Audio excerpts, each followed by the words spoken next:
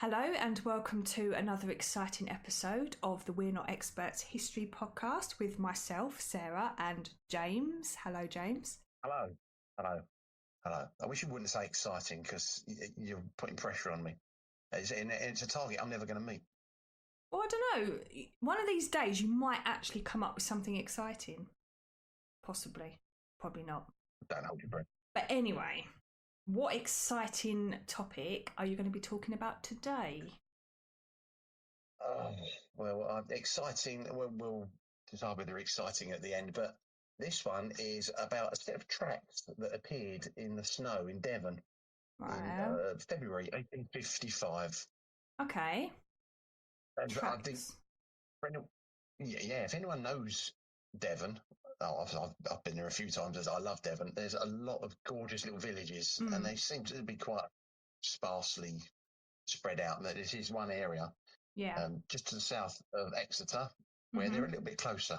And on this morning, it was a Friday morning, people have woken up, and right across this area, around the estuary of the Exe, which is east South Devon, there had been a night of heavy snowfall. Right. So I straight away I'm picturing like Christmas cards where you've got a little cottage and maybe a pond nearby and it's frozen in snow. That's the type of snow that we don't get anymore. No, really, not down here anyway. Pristine. Yeah, this would have been pristine, clean, fresh snow. Yeah. But as the residents are getting up for their Friday morning and coming out of the house, they get this very perplexing scene, a bit of a discovery, because in this fresh, undisturbed snow was these prints. Right. That, I mean, people see prints in the snow, but these ones were different. They were consistently described as being about 4 inches long.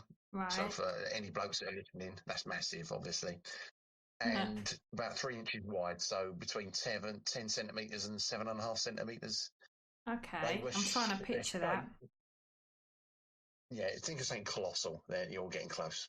So their shape varied slightly in different reports. So there's lots of reports, and I think by the time we get to the end of this, you'll see that that's a little bit weird that they differ. But most of them were said to resemble either like a distinct donkey's hoof or a cloven print. Oh, okay. So like a clow. What is a clow? A cow hoof, like a split hoof, you mean? Yeah. Right. Yeah. So it's from that cloven hoof that this is known as the devil's hoofprints. Oh, that's creepy. Oh, yeah, I like it. Obviously, being a heavy metal fan, I must be obsessed with Satan.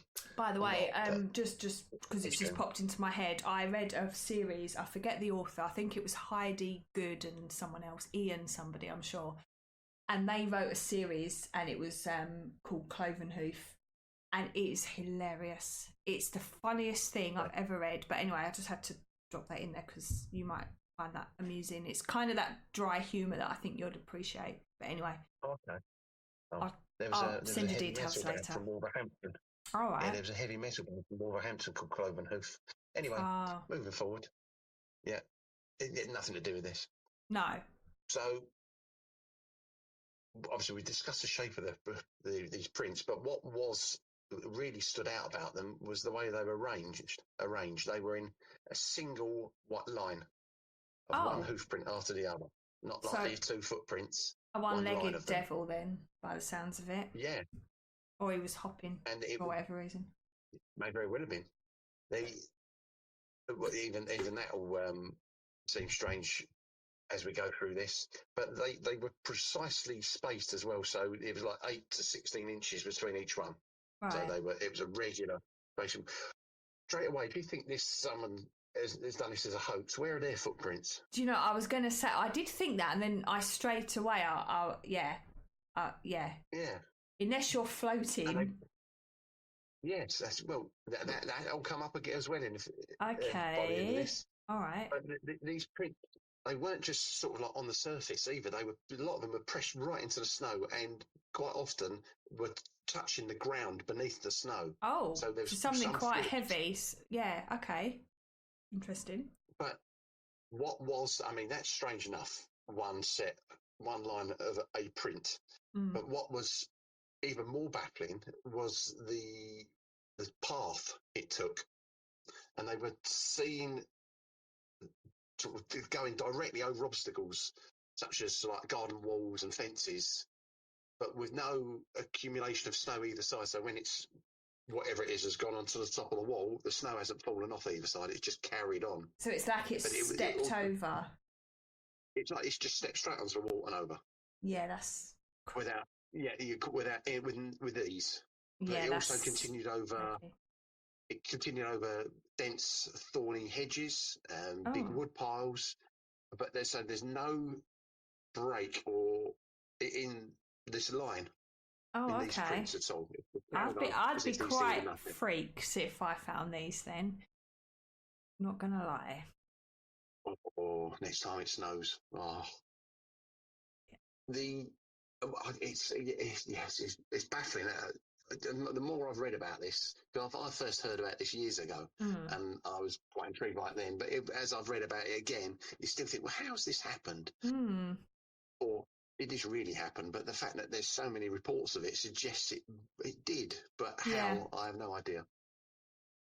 Yeah. But continuing with it going over these prints going over things, it was also seen to go up and down roofs of multiple houses and their outbuildings, leaving those clear impressions.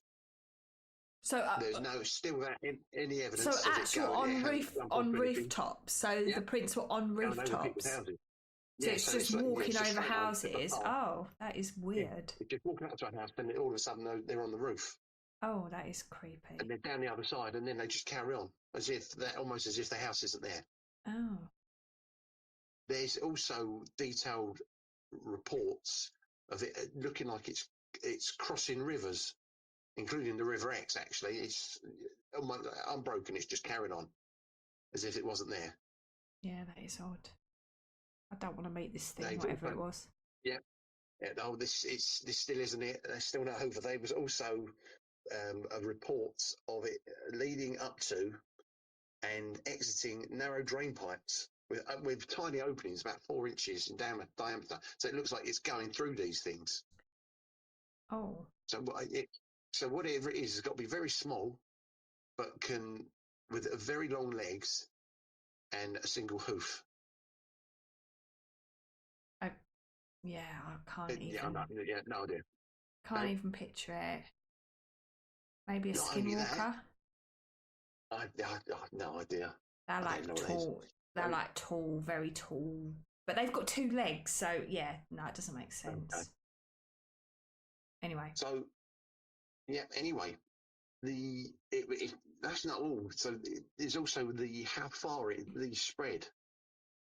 So they, as I said, it went across many communities in this area around the River Exe. And the tracks were reported in and around towns and villages. And if you look at a map and look at Exmouth, Lympstone, Woodbury, Topsham, Dawlish and Tynemouth, you'll see how far it's travelled.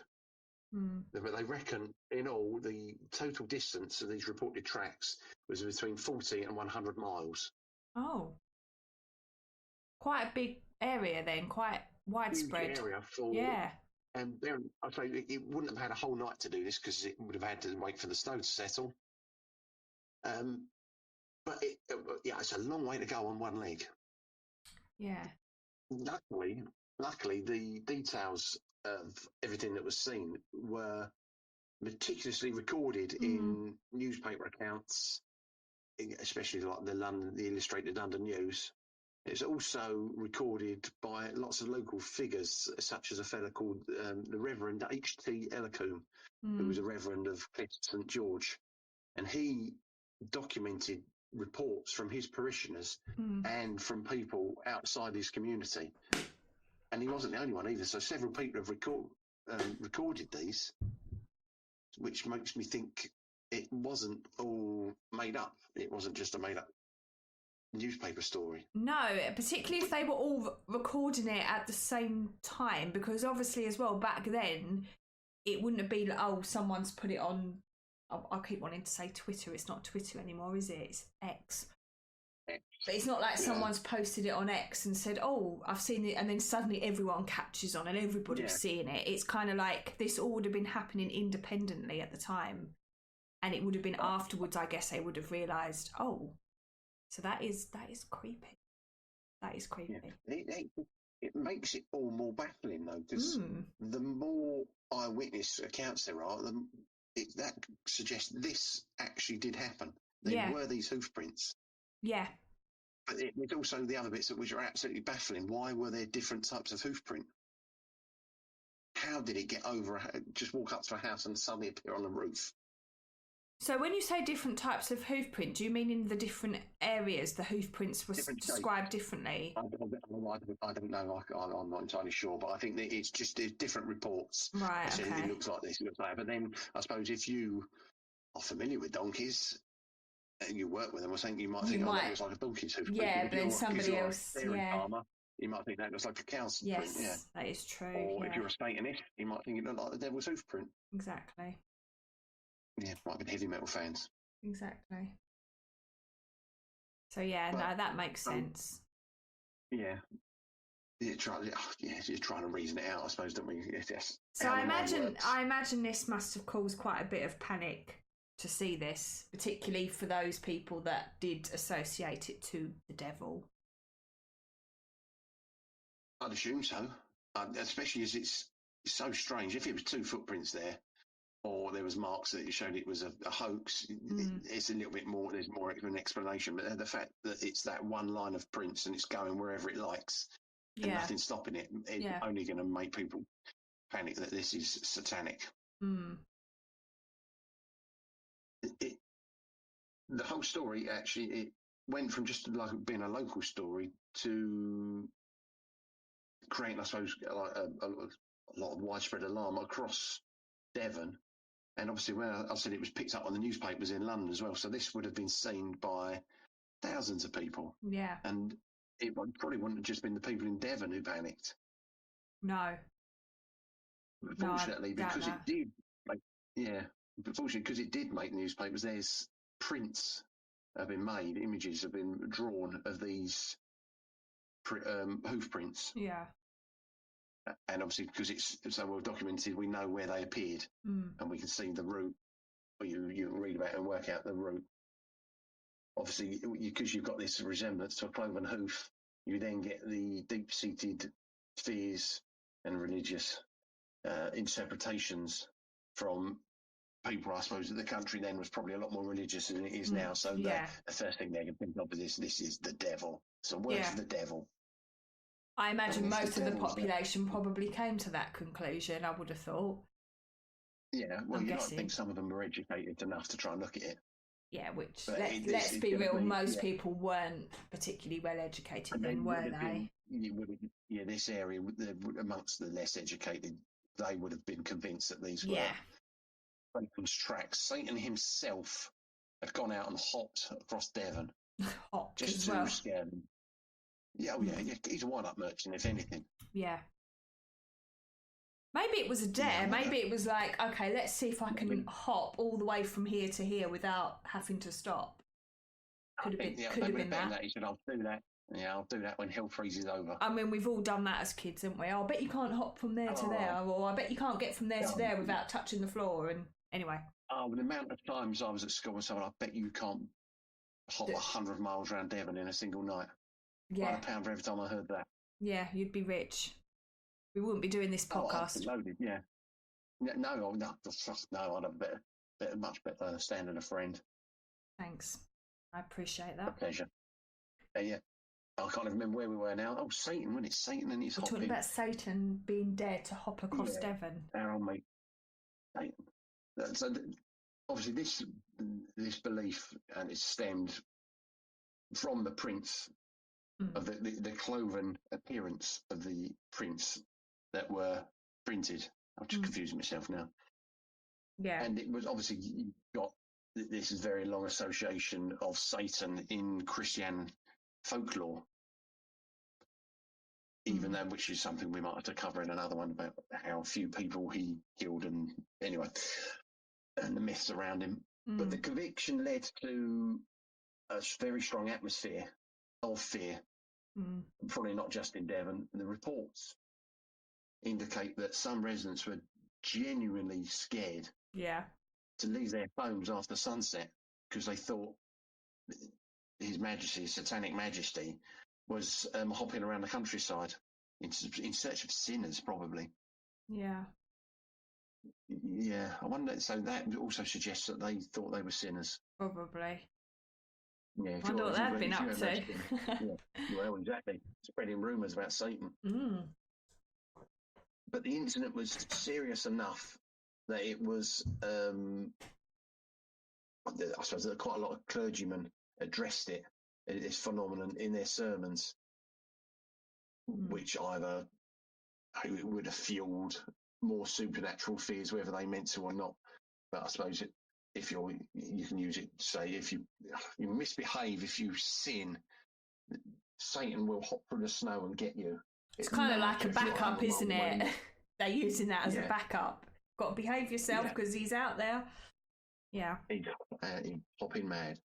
I'm just going to come up with puns now. I don't think this is as exciting as I thought it would be. I'm very excited. I'm falling off my chair with excitement, can't you tell? You only need the edge of your chair. You don't need the whole thing. No. But then in several communities, the alarm it caused meant that people demanded there was direct action, and many townspeople, particularly in places like Dawlish, went and armed themselves with guns and bludgeons and probably pitchforks, and they set out in groups to track down the responsible person, devil, entity. Yeah. Rich, you think whatever it is that's doing it? Yeah. And the initial attempts to follow the prince would have taken them for miles, and it was pointless.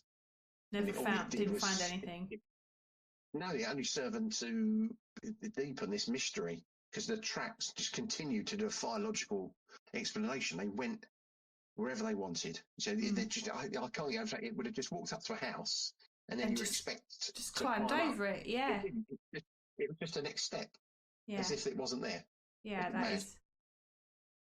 Dread to think how big this thing was if it could just climb up over a house. Or it flew, or what? I have no idea. I don't know what they thought. But while this fear was still prevalent, not all the reactions were superstitious. So you'd have journalists and naturalists, and the more educated clergymen would then go out of their way to find a rational explanation. Yeah. And they just saw this widespread panic as an excitement that would have come from the Dark Ages. They would expect this to have come from the Dark Ages and not from the enlightened, modern, technical world of 1855.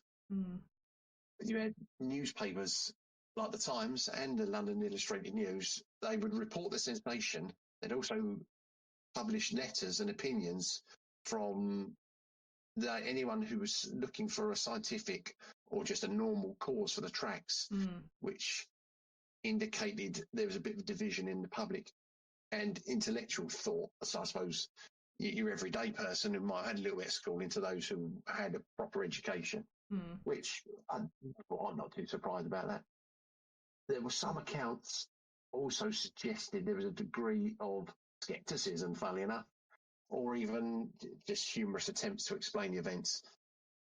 And they were often just overlooked by people's anxiety in the subject. So I suppose if you're in Devon and you are a God-fearing person, as they were known, someone trying to lighten the mood with a joke probably wouldn't go down very well. No, they're not going to go down very well. I think also if they're going to come in and try and tell you, there's got to be a sensible explanation to this, almost as if they're saying, you're a bit of an idiot to think this is anything other than something mundane. So, it's a little bit patronising. But it did create a bit of a widespread, as well as the panic, there was the scientific curiosity about these hoof marks. And a lot of people had attempts at trying to come up with a rational explanation. And naturalists and scientists were trying their best to demystify this phenomenon, and they were proposing theories based on what limited scientific understanding and observations from that era. You had one of the most prominent figures to pipe up about this was a fellow called Sir Richard Owen, who was a famous, very well-known comparative anatomist. Don't ask me what that means. He was also the superintendent of the natural history departments of the British Museum. But he was known for coining the term dinosaur. He came up with the term dinosaur. Oh, really? Oh. I think if I'm him, I've come up with the term dinosaur. I'm retiring. I've done my bit. Yeah. Mate. I don't know how long he's been dead, but people still use the word dinosaur. Admittedly, a lot of them haven't heard of him, but they know of dinosaur. Granted, I haven't heard of him, but yeah, that's interesting. I'm reading I'm reading Jurassic Park right now, so that's quite interesting. That's where the term dinosaur came from. I don't think he's going to get a mention. He suggested, moving on, that the prints were likely to have been made by a badger, and that he suggested that the badger, being a plantigrade quadruped, which is a showy-offy term for saying that it walks with its soles of their feet on the ground. Yeah. These could leave unusual prints, especially when their hind feet that would go into the print that was made by the front feet, and it would have created a deceptive single file appearance. But that I wouldn't have said. No, that doesn't make sense. No, because I would have thought there would have still been two sets of tracks side by side. And how one badger walks 100 miles in the snow. Well, hopped by the looks of it. That's hilarious. I'm sorry. But then, he's obviously got. Yeah. Okay. He just looks at trying to look for a sensible answer. A badger hopping its way around Devon. Very sensible answer. A spindle-footed badger. Yeah. They've got to get about. Yeah, I guess. No trains at that time of the morning. No. There was also a fella called the Reverend G.M. Musgrave. Now, he suggested that it might have been created by an escaped kangaroo.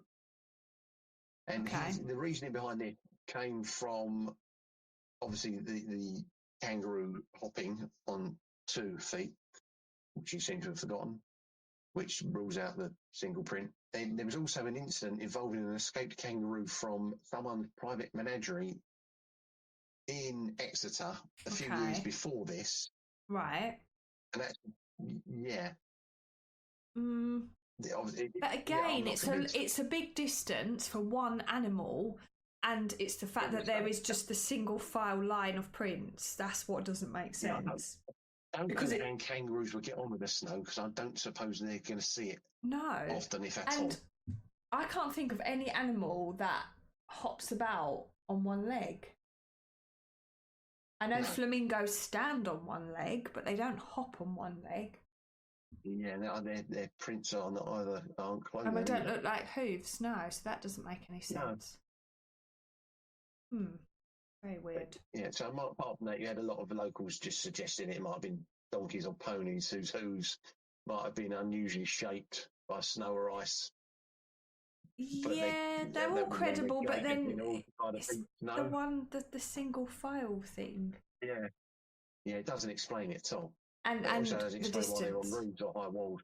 Yes. Yeah. You've then got theories involving birds. There'd have to be very large ones whose tracks could look like cloven hooves, but which one's that's going to be, I don't know. And let's face it, if a bird was heavy enough to sink right through the snow to the ground, it's not going to be able to fly, surely. Well, maybe it'd flap and hop to the next one, but then it would have to be. But how is it getting over the roofs then if it couldn't fly? If it was that heavy? Well, yeah. So that doesn't make sense. No, it doesn't. I don't know. They even looked at meteorological phenomena. Right. Some suggested that the unusual patterns of freezing and thawing snow or winds, or wind vortexes, I suppose, interacted with existing minor irregularities could have created this precise and extensive set of marks, which is, I'm not a meteorologist, but that's crap. There was no evidence ever found of this. There's no thing that's ever been seen where this repeated pattern has been created. No, that makes no sense to me. I'm not a meteorologist either, but no, that doesn't. I think they're just clutching at this point because they don't know what it is, so they're just clutching. Now, there was also someone suggested that it might have been created by a weather balloon which was trailing a chain. Did they have weather balloons then? Yeah. Did they even have balloons then?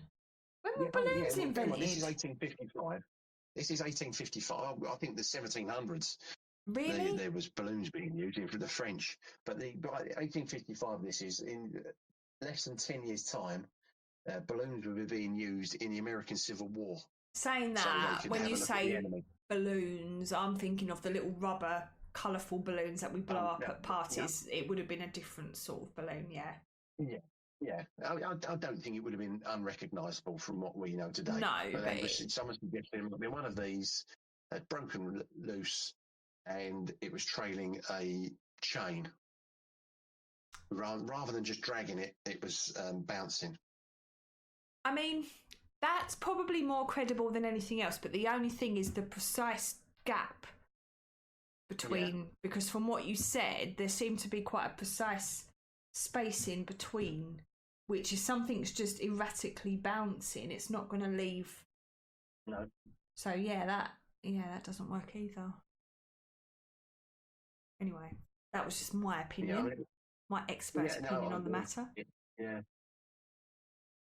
So over the years, lots of people have tried to come up with different suggestions as to what could have caused this. There was someone suggested that it might have been made by small hopping rodents with one leg, like mice or rats.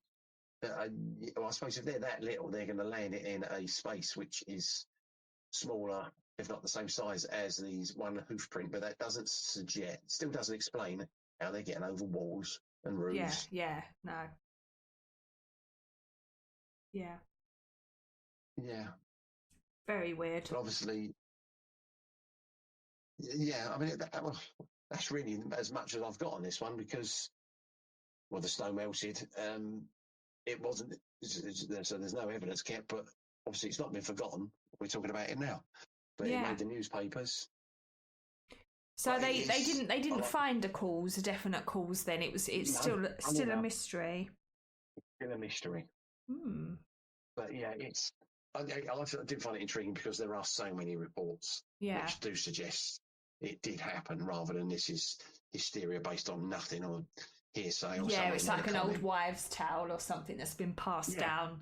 Yeah, the fact it was so widespread and it was reported in so many different places and it was in the paper, in multiple papers by the sounds of it. No one expects newspapers to lie. But there's also people have done sketches of these hoof prints as well, and they're not difficult to find online. You can have a look at the sketches. Yeah, I'll have to look that up and see what they look like. Let me hang on. Let me see. I'm going to try and find Devil's Hoof. Was it actually known as the Devil's Hoof Prints? Was that what it? Hoof print. If you Google the Devil's Hoof Prints, you will find probably the Wikipedia page. Okay, and it'll have pictures on it. Different ones. There are. I mean, they do. The ones I've seen, not many of them look cloven. They do look like a. Yeah, they look like. Yeah, I'm looking now. They look like horseshoes. Yeah. They look. Some of them seem to be. Yeah. They look quite rounded, like actual horse hooves or horseshoes. Yeah. Yeah. No, I wouldn't, because if you see a cow print or a sheep print compared to a hoof print, they are quite different. You can see the split. It's quite obvious. So where did cloven come from? Unless that, I don't know. Once again, I'm going to assume it's people just assuming, we can't work this out. It must be Satan. Yeah, probably. And then it's just So has anyone studied this more recently? Like looked into this more recently, or is this just an age-old mystery that? Well, I have. Apart from you, more than likely. Once again, I think there's so many accounts that still exist in either in the newspapers or people's like these reverends that have kept records. There's plenty to look at, right? But no one's come up with a credible answer to what caused it, even now. And I mean, I guess as well, it could have been a hoax, but if it was a very clever hoax because number one, where were their footprints? Number two, how did they get all that distance? Bearing in mind, you didn't have transport like we have today. Any form of transport would have been on a horse or something, but you would have had tracks. Very weird. Yeah. It is very weird, actually. That is. Well. There you go. That's the devil's hoofprints. It wasn't as creepy as what I was expecting. It's more baffling. Yes. Very confusing because when you initially said Prince, I was like, all right, Prince. And then you said about the devil, and I thought, oh, okay, this is going to get really creepy, but it didn't. But yeah, it's just weird. It's more weird. But it is kind of creepy as well. Like, imagine seeing that outside your house. Like, you wake up and there's that, and you're like, what the hell has been wandering around outside while I've been asleep? That is... I haven't read this. I'd be overjoyed if it happened. But yeah, you probably would, but... They can use a drone now. Yeah, exactly. To be honest as well, if it happened now, you'd assume it was just a hoax because there's so many ways people can do these things. But back in 1855, they wouldn't have had the advancements that we have, so it would have been quite difficult to create things like that. I'd assume the education system, the education we've had, even though it's not extensive, is still vastly superior to what most of the people then had. Yeah, definitely. But, yeah, well, that was an interesting one. There you go. And I'm still awake, so that's promising. Well, not exciting though. It was interesting. I'm probably. Well, do you know what? I'm too old to get excited now. I just turned 40 last week, so yeah, and I've been married for ages, and so that's all exciting. Yeah, life's over now. Yep, that's it. Just slow burn now till wheelchair ramps and death. Can't wait. But anyway, thank you for listening. We hope you enjoyed the podcast, and we hope that you're didn't find it too boring. No, I'm joking. Just remember, we're not experts. We're definitely not experts. Just two amateurs muddling through history.